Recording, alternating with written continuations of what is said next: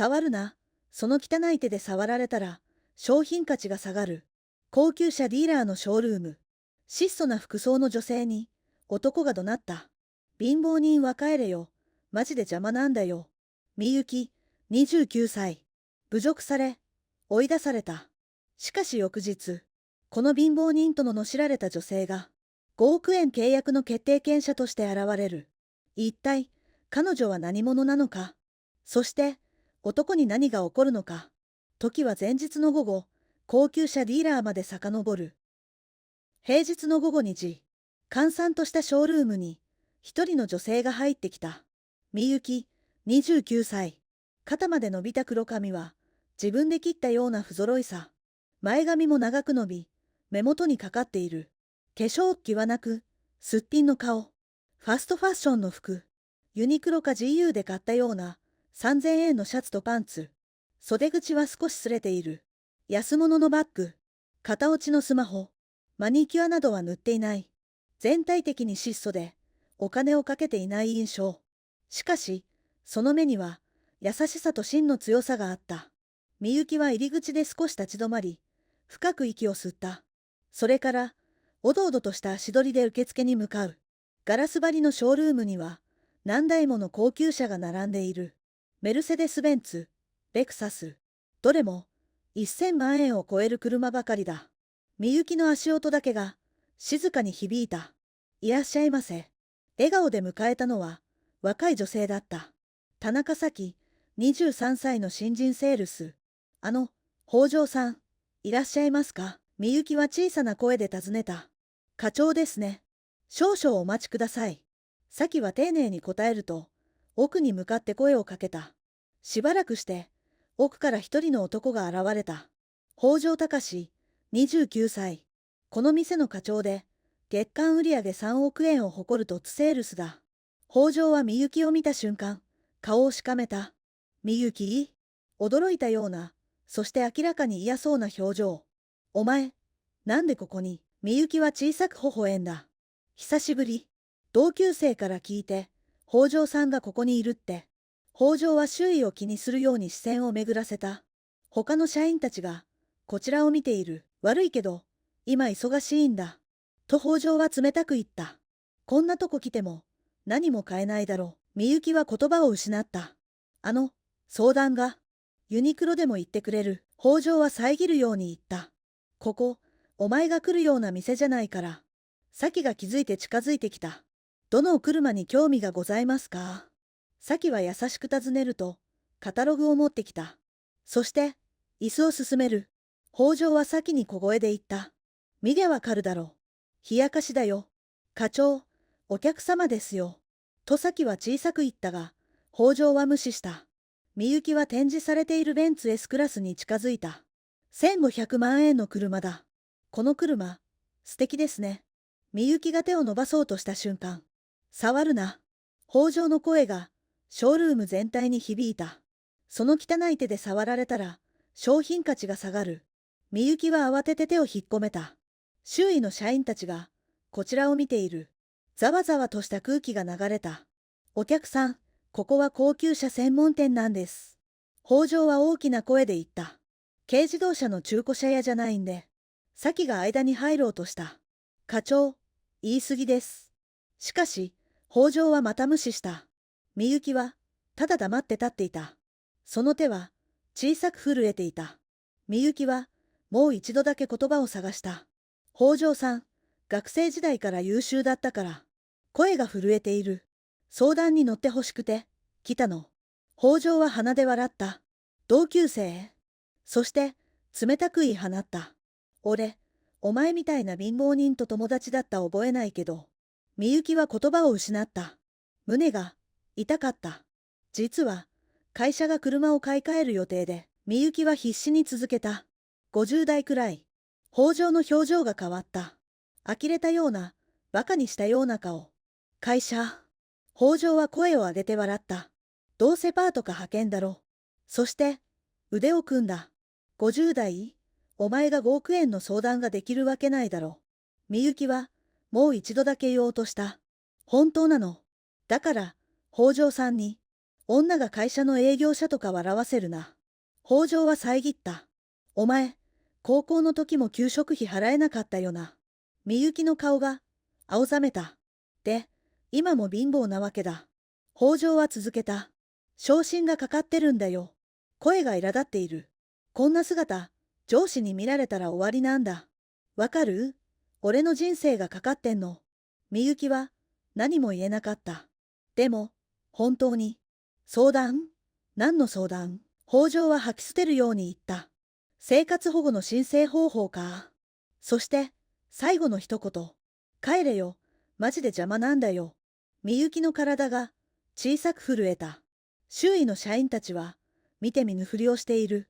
誰も何も言わない。ただ一人、先だけが心配そうにみゆきを見ていた。その目には申し訳なさとやりきれなさが浮かんでいた。みゆきは涙をこらえながら静かに頭を下げた。すみません。その声は震えていた。お忙しいところ、邪魔をして。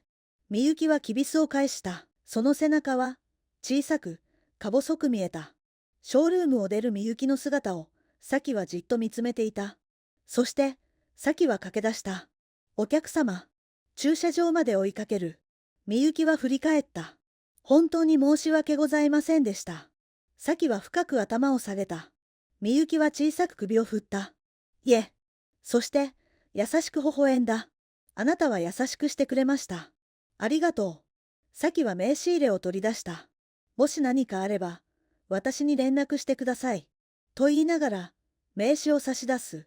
必ずお力になります。みゆきは、その名刺を受け取った。田中咲さん。みゆきは名刺を見つめた。あなたは、素敵な方ですね。さきは、もう一度深く頭を下げた。みゆきは去っていく。さきは、その背中をずっと見送っていた。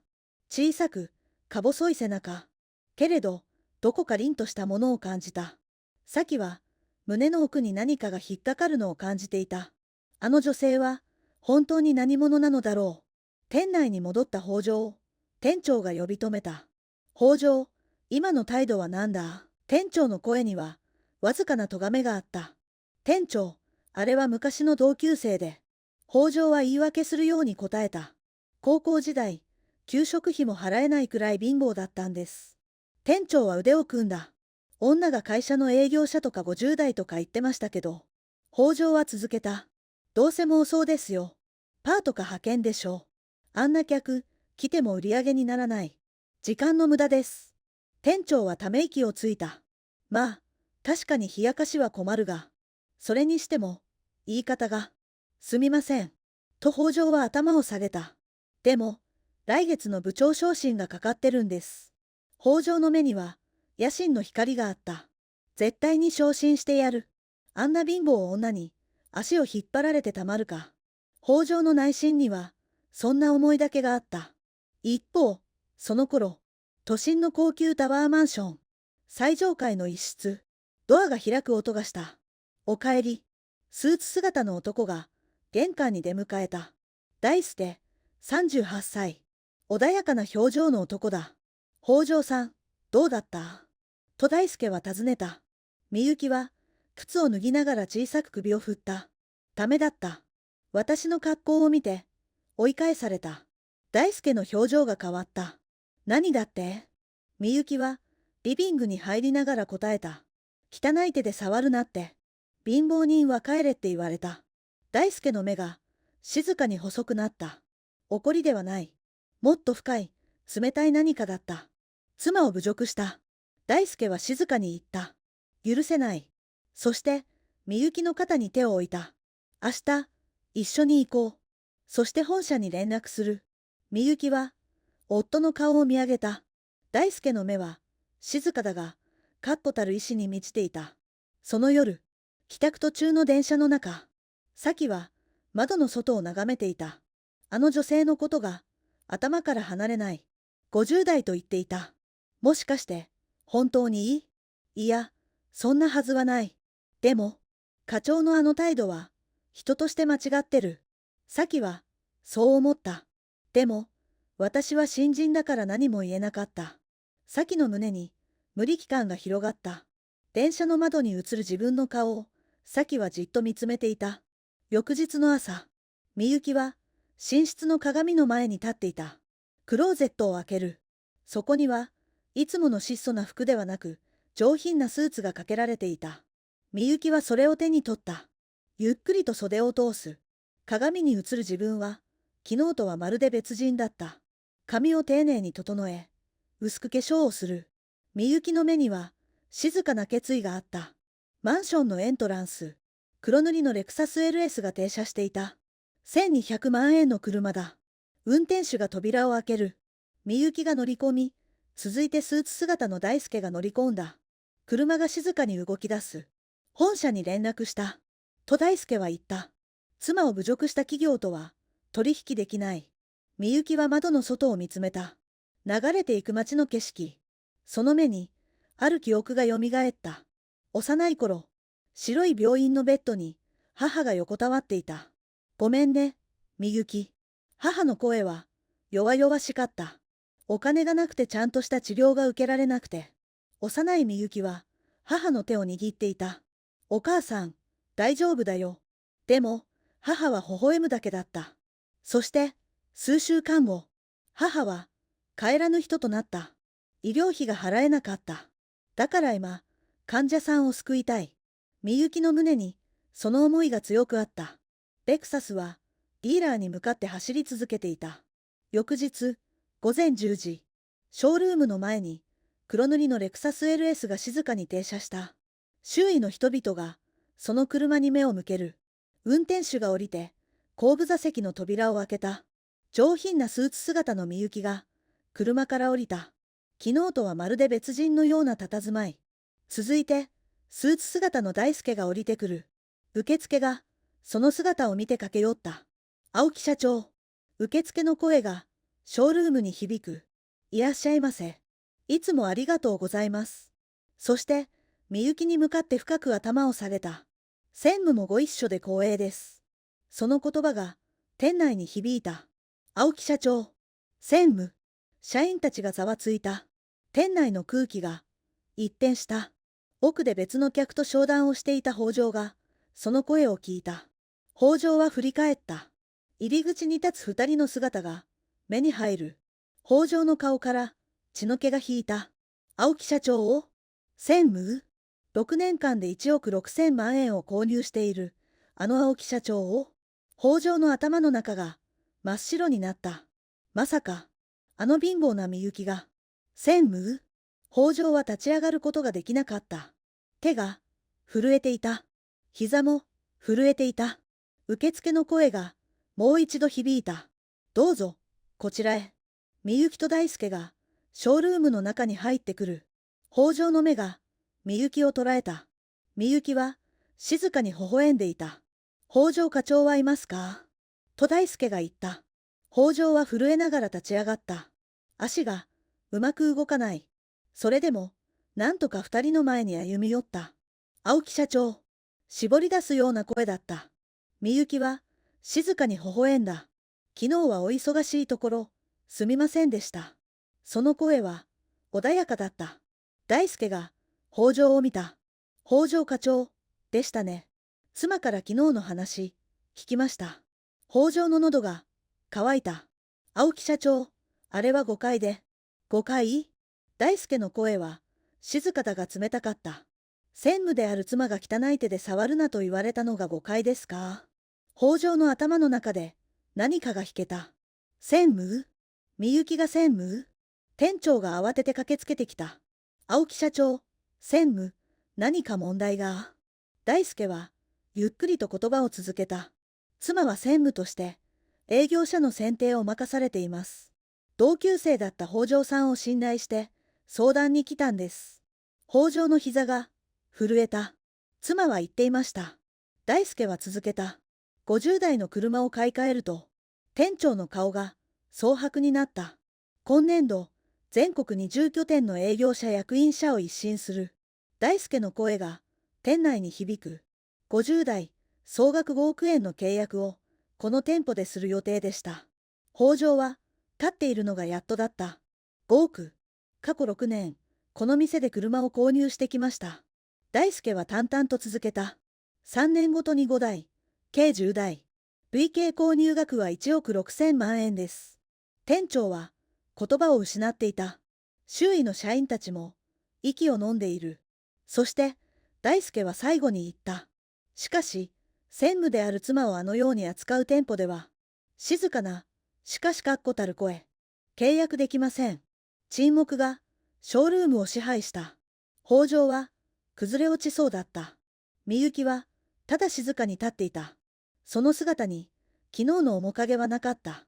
年商50億円の医療機器会社、青木メディカルの専務、社長の妻、6年間の超有料顧客、そして5億円契約の決定権者、すべてが今明らかになった。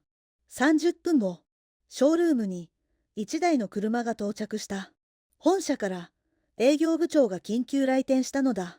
営業部長はみゆきと大輔の前に立つと深々と頭を下げた。青木社長、専務、この度は誠に申し訳ございませんでした。その声には明らかな動揺があった。大輔は静かに口を開いた。妻は医療機器会社の専務として、と大輔は言った。利益を患者さんのために使っています。営業部長が顔を上げた。小児病院に年間2000万円の最新医療機器を無償提供しています。営業部長は息を飲んだ。難病患者家族への支援基金も設立しました。大輔は続けた。地方の無依存への医療機器レンタル事業も採算度外視で言っています。みゆきは静かにうつむいていた。妻が質素な服を着ているのは、大輔の声が少し震えた。派手な服を買うお金があるなら、一人でも多くの患者さんを救いたいからです。営業部長は何も言えなかった。大輔はゆっくりと言葉を続けた。妻は幼い頃、母親を病気で亡くしました。みゆきの肩が小さく震えた。医療費が払えなくて、大輔の手が妻の肩に優しく置かれた。だから今、医療機器会社の専務として、困っている患者さんを救いたいと、毎日働いています。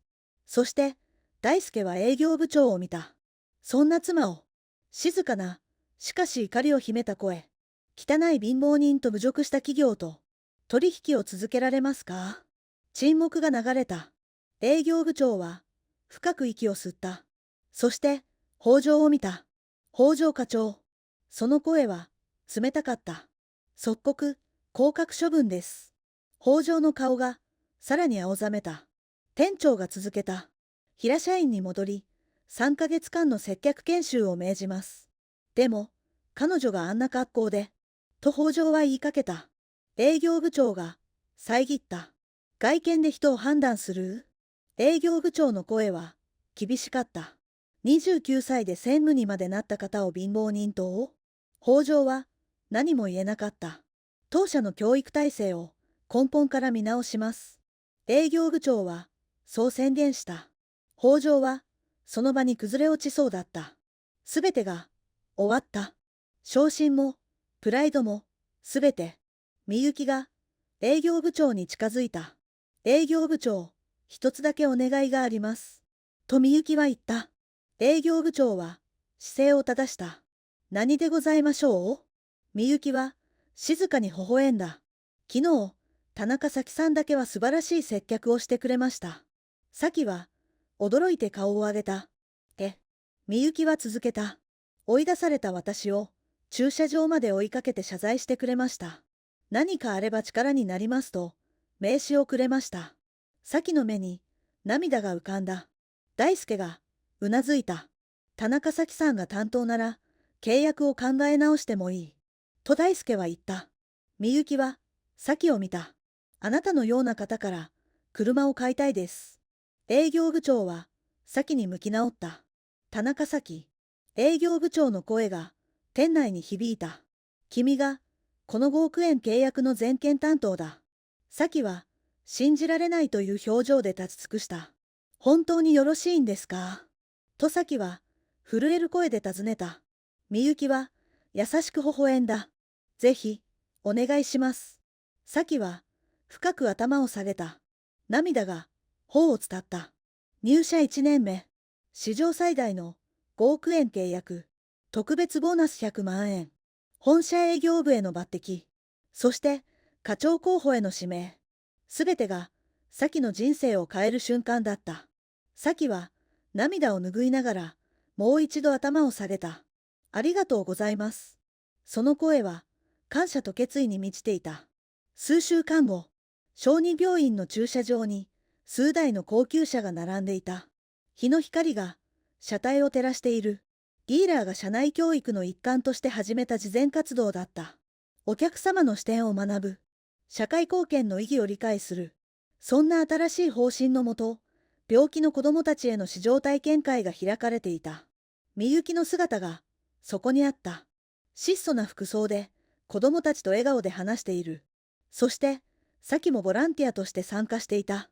サキは、車椅子の子供を優しく車に乗せていた。